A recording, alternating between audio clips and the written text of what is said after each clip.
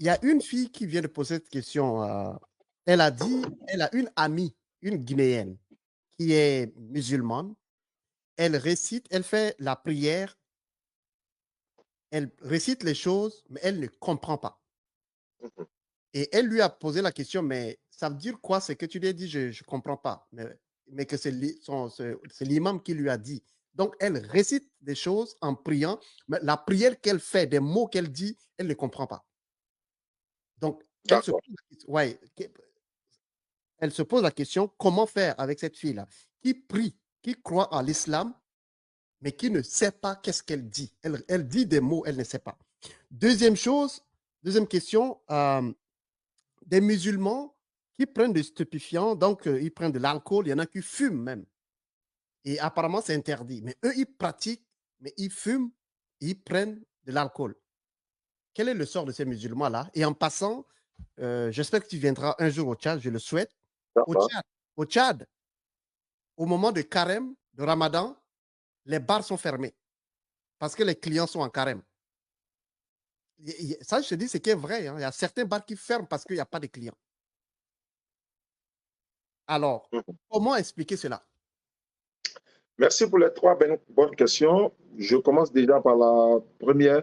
Il y a une sœur qui est musulmane, mais qui prie, mais ne Oui, comprend pas ce qu'elle dit. oui, Nous étions encore très jeunes. Quand nous prions, on ne comprenait pas ce qu'on disait. On a tout simplement appris. Hein? On a appris pour comprendre ce qu'on dit, qu'est-ce que ça signifie et tout.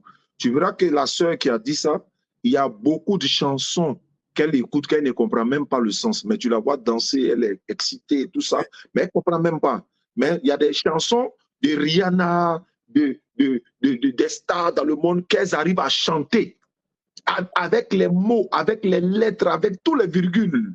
Mais comment elles ont fait pour connaître ces chansons-là? Elles ont apprises.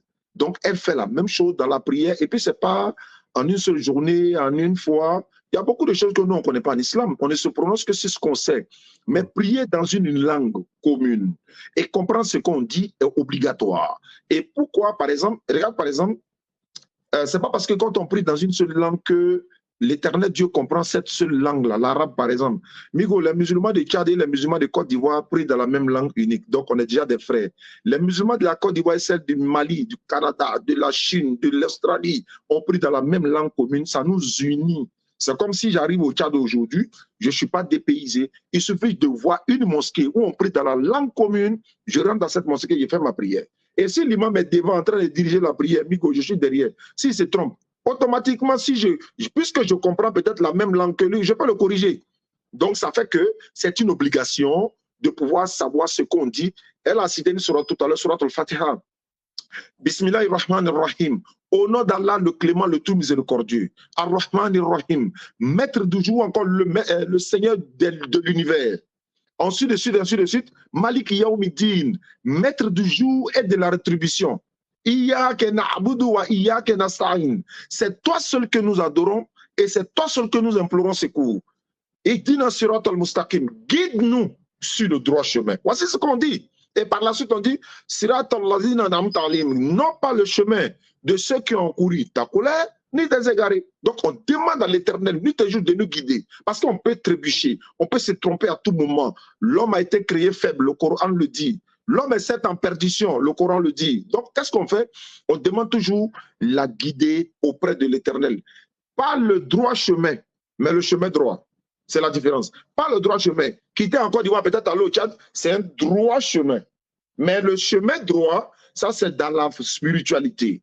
Donc, pour dire, comme elle prie, elle ne comprend pas, elle n'a qu'à apprendre. C'est-à-dire, il y a le Coran en français, traduit en français, il y en a beaucoup. oui, Tu vas sur Internet, lecture du Coran audio, tout en français. Tu mets de la première sourate jusqu'au 114 sourates, tout en français. Tu t'assois, tu écoutes. Tu peux regarder en français et puis tu vas comprendre certains exercices.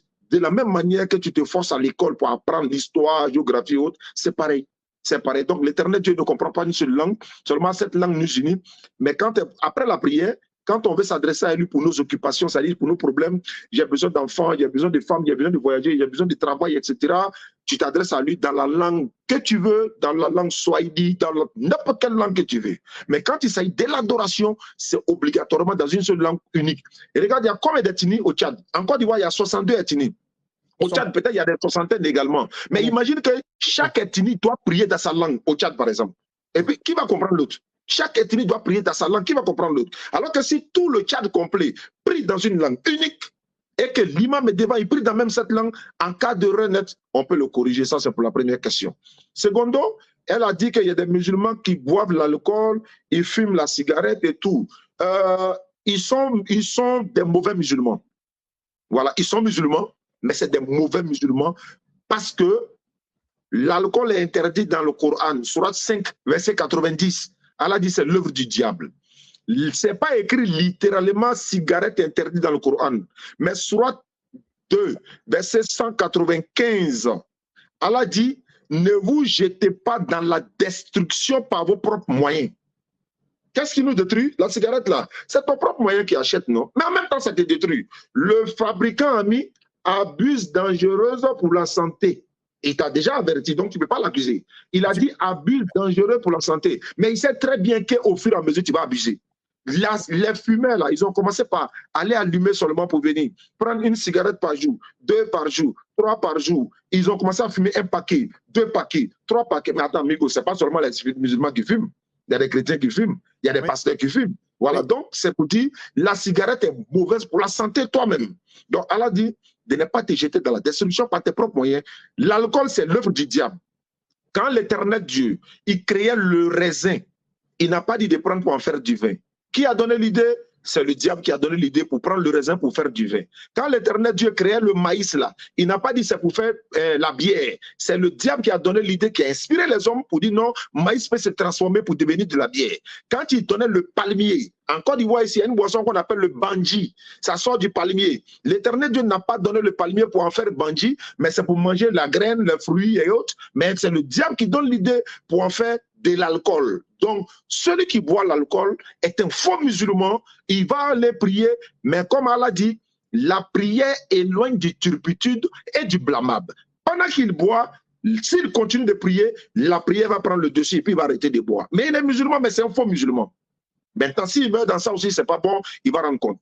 La troisième question, dans le mois de Ramadan, ce n'est pas le mois de carême, parce que ce sont les chrétiens qui font le carême.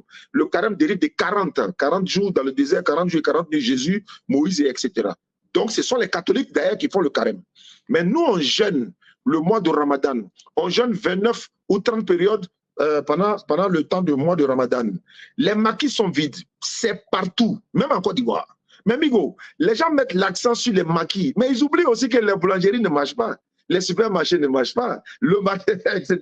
Donc, tout ça là, ça rentre dedans. Parce que quoi? C'est-à-dire que le commerce en forte concentration, c'est sur la communauté musulmane. C'est ce que ça veut dire en fait. Ce n'est pas seulement les maquis, même les viandes de braise, les viandes braiseuses, les poulets braiseux, les boulangeries, les supermarchés, ça ne marche pas parce que quoi? La majorité des consommateurs de tous ces denrées-là sont en train de gêner. Donc, l'alcool, en Côte d'Ivoire, mon ethnie, c'est Djoula. C'est-à-dire on est majoritairement du Nord et majoritairement musulmans. Donc, les gens confondent, par exemple, Mohamed et Mohamed. Qu'est-ce que ça veut dire? Mohamed et Mohamed, il y a Mohamed chrétien, il y a Mohamed musulman. Migo, est-ce que vous comprenez? Parce qu'il est Djoula. Donc, les noms majoritairement Djoula sont Mohamed, Ibrahim, Ismaël, Yacoub, Suleiman, Isaac, Ishaka, Yahya, etc. Mais ça, c'est des noms musulmans. Hein? On va dire comme ça, c'est des noms musulmans. Mais en même temps, c'est des noms Djoula. Donc, c'est très difficile. Je vais vous donner un exemple. En Côte d'Ivoire, l'un des plus grands pasteurs en Côte d'Ivoire, il s'appelle Mohamed Sanogo. Vous entendez? Mohamed Sanogo. Mais il est pasteur. Mais moi, mon beau-frère s'appelle Mohamed Sanogo. Parce que ma femme est Sanogo. Bon, mon beau-frère, il est musulman. Il y a des pasteurs qui s'appellent Idriss Ouattara. Mais il y a des imams en Côte d'Ivoire qui s'appellent Idriss Ouattara. Parce que quoi? On est tous nordistes, on est tous Djoula. Donc voici un peu ceux qui font l'amalgame entre Djoula et musulmans. La majorité des jeunes Djoula, la plupart boivent l'alcool. Mais ils ne sont pas musulmans, ils boivent l'alcool, ils posent des actes, etc., etc. Donc, tous les djoulas ne sont pas musulmans et tous les musulmans ne sont pas des djoulas. Très bonne question. Il y a